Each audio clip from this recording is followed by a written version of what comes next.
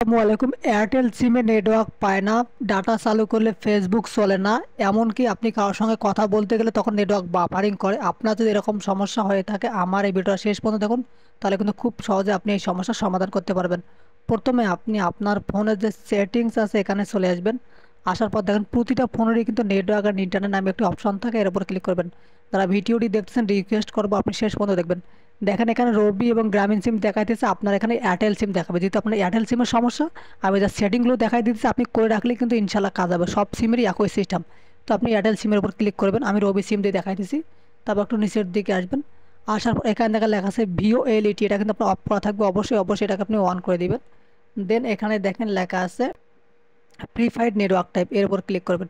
Click করার পর এটা আপনার 3G 2G অটো থাকতে পারে, তো আপনি অবশ্যই অবশ্যই এটাকে 4G 3G 2G অটো করে রাখবেন। দেন নিচের দিকে দেখেন অ্যাক্সেস পয়েন্ট নেম নামে একটি অপশন আছে, এর উপর ক্লিক করবেন।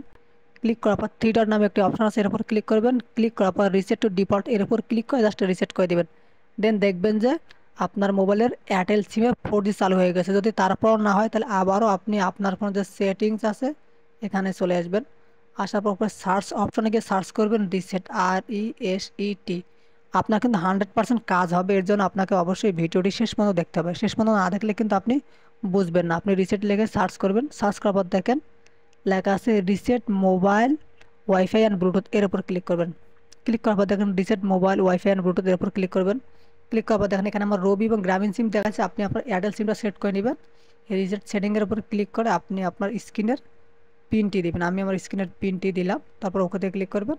তারপর নিচের দিকে দেখেন রিসেট সেটিং আছে, এখানে ক্লিক করলে আপনার নেটওয়ার্কটা রিসেট হয়ে যাবে, তখন কিন্তু আপনার ফোনে 4G চালু হবে। শেষে আপনি আপনার পাওয়ার বাটনটা চাপ দিয়ে ধরে ফোনটাকে একবার রিস্টার্ট দিবেন। দেন দেখবেন যে আপনার এয়ারটেল সিমের নেটওয়ার্ক সমস্যার সকল সমস্যার সমাধান হয়ে গেছে। যদি ভিডিওটি ভালো লেগে থাকে তাহলে সাবস্ক্রাইব করে শেয়ার করে দিবেন।